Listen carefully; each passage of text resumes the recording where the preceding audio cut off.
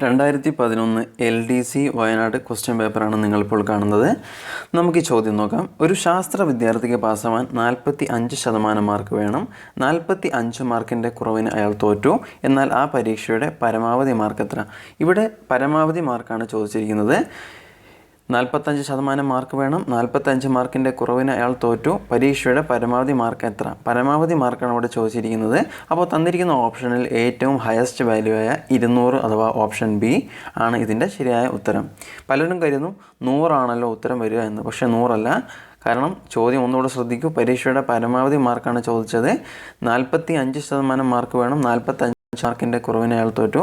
അങ്ങനെയെങ്കിൽ പലരും കരുതും ഉത്തരം 100 എന്നുള്ളതാണ്. പക്ഷേ ശരിയായ ഉത്തരം ഓപ്ഷൻ 200 ആണ്. കാരണം പരീക്ഷയുടെ പരമാവധി മാർക്ക് എത്ര എന്നാണ് ഇവിടെ തന്നിരിക്കുന്ന ചോദ്യം. അടുത്ത ചോദ്യം നോക്കൂ. ഒരു ഗൃഹോപകരണം 1230 രൂപയ്ക്ക് വിറ്റപ്പോൾ 18% നഷ്ടമായിരുന്നു. അത് 1600 രൂപയ്ക്കാണ് വിറ്റിരുന്നതെങ്കിൽ എത്ര ശതമാനം നഷ്ടം അല്ലെങ്കിൽ ലാഭം? ഇതാണ് തന്നിട്ടുള്ള ചോദ്യം. നോക്കൂ, 1230 രൂപയ്ക്ക് വിറ്റപ്പോൾ 1% നഷ്ടമായിരുന്നു. അപ്പോൾ നമുക്ക് പറയാം മിച്ചമുള്ള 82% 1230 എന്നുള്ളത് ആണല്ലോ. അപ്പോൾ നമുക്കതിനെ ഇങ്ങനെ എഴുതാം. അഥവാ ഈക്വേഷൻ ആക്കി ഇതിനെ എഴുതിയാൽ നമുക്ക് ഒരു സംഖ്യയുടെ 82%, അഥവാ ഞാനതിനെ ഇങ്ങനെ എഴുതുന്നു, 82% 1230 എന്നുള്ളത് ആണല്ലോ. അങ്ങനെയാണെങ്കിൽ ഞാൻ ഇതിനെ തമ്മിൽ ഗുണിക്കുന്നു. നോക്കിയേ, 82നെ x കൊണ്ട് ഗുണിച്ചാൽ എനിക്ക് 82x എന്ന് എഴുതാം. ബാക്കിയുള്ള 100നെ ഞാൻ ഇങ്ങോട്ട് എഴുതുന്നു. 82x/100 1230 ആണ് എങ്കിൽ എക്സിൻ്റെ വില നമുക്ക് ഇതിൽ നിന്ന് കണ്ടുപിടിക്കണം. അഥവാ ഞാനിതിനെ മാറ്റി എഴുതുകയാണ് ഇങ്ങോട്ട്. 82x = 1230നെ 100 കൊണ്ട് ഗുണിച്ചാണ് ആണല്ലോ പറഞ്ഞാൽ. നോക്കിക്കോ, 10/5 = 2 ആണ്. അതായത് 10നെ 5 കൊണ്ട് ഹരിച്ചാൽ 2 കിട്ടും. അഥവാ 10 എന്നുള്ളത് 5നെ 2 കൊണ്ട് ഗുണിച്ചതാണ് ആണല്ലോ.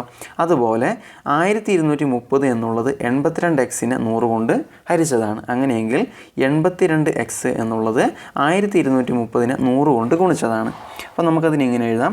1230 × 100 = 82x ആണല്ലോ.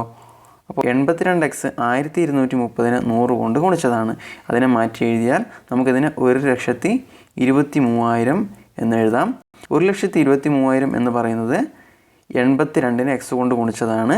അങ്ങനെയെങ്കിൽ എക്സിൻ്റെ വില എന്നുള്ളത് 1,23,000ത്തെ 2 കൊണ്ട് ഹരിച്ചതാണ് ആണല്ലോ. ഒരു ഉദാഹരണം പറഞ്ഞതുപോലെ നോക്കൂ, 82നെ ഗുണിച്ചാൽ 1,23,000 കിട്ടും. അതായത് 5നെ 2 കൊണ്ട് ഗുണിച്ചാൽ 10 കിട്ടും. അങ്ങനെയെങ്കിൽ 2 എന്നുള്ളത് 10നെ 5 കൊണ്ട് ഹരിച്ചതാണല്ലോ. അതുപോലെ 1,23,000 എന്നുള്ളത് 82നെ x കൊണ്ട് ഗുണിച്ചതാണ്.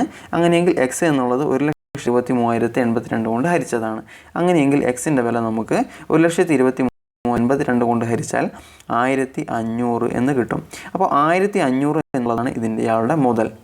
നോക്കൂ, അത് 1,600 രൂപയ്ക്കാണ് വിൽക്കുന്നത് എങ്കിൽ, അതായത് 100 രൂപയാണ് അയാൾക്കിവിടെ ലാഭം.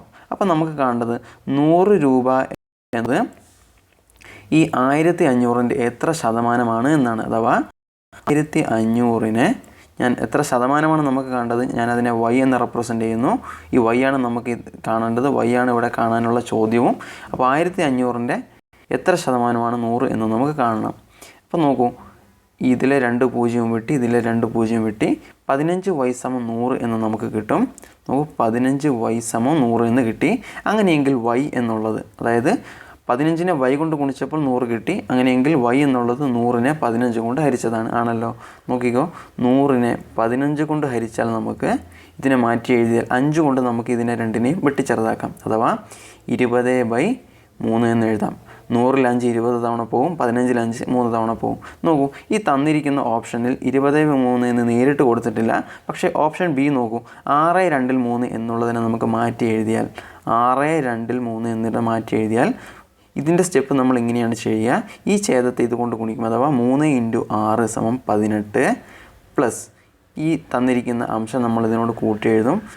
ഇംഗ്ലീഷിൽ പറഞ്ഞാൽ നമ്മളിതിനെ ന്യൂമറേറ്റർ എന്ന് പറയും. അഥവാ 18 + 2 = 20 എന്ന് കിട്ടി. ഇത് ഈ ഛേദം അഥവാ ഡിനോമിനേറ്റർ നമ്മൾ അതുപോലെ തന്നെ ഇവിടെ എഴുതി. 18ഉം 2ഉം 20/3. അപ്പോൾ 6/2 പിരിച്ചെഴുതിയാൽ, മാറ്റി എഴുതിയാൽ നമുക്ക് 20/3 എന്ന് എഴുതാം. അപ്പോൾ തന്നിരിക്കുന്നതിൽ ശരിയായ ഉത്തരം ഓപ്ഷൻ ബി ആണ്. മനസ്സിലായല്ലോ? 6 2 3 അപ്പോൾ ഇതിൻ്റെ ശരിയായ ഉത്തരം ഓപ്ഷൻ ബി ആണ്. ഇതുപോലെയുള്ളവർക്ക് ഏതെങ്കിലും സംശയങ്ങളോ ചോദ്യങ്ങളോ ഉണ്ടെങ്കിൽ ഞങ്ങളുമായി ബന്ധപ്പെടാം. ഈ കൊടുത്തിരിക്കുന്ന നമ്പർ സേവ് ചെയ്യുക, വാട്സപ്പിൽ ഞങ്ങൾക്ക് മെസ്സേജ് ചെയ്യുക. നിങ്ങളുടെ സംശയങ്ങൾ ഞങ്ങൾ തീർത്തു തരുന്നതാണ്. പോരാത്തതിന് ഈ പഠന വിഷയവുമായി ബന്ധപ്പെട്ട എന്ത് സംശയങ്ങൾക്കും നിങ്ങൾക്ക് ഞങ്ങളെ കോൺടാക്റ്റ് ചെയ്യാം.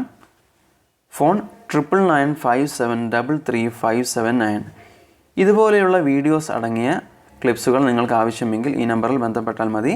നിങ്ങൾക്ക് വീട്ടിലോ യാത്രയിലോ ജോലിക്കിടയിലോ ഏത് സാഹചര്യത്തിലും ഏത് പരീക്ഷയ്ക്കും നിങ്ങൾക്ക് തയ്യാറാവാം. അതുകൊണ്ട് യാതൊരു മടിയും കൂടാതെ ഈ നമ്പറിലേക്ക് കോൺടാക്റ്റ് ചെയ്യുക. ഇതാണ് കൊടുത്തിരിക്കുന്ന അഡ്രസ്, റാഹിദ് ടി, തയ്യലുദൽ house, Panamaram. Thanks for watching friends.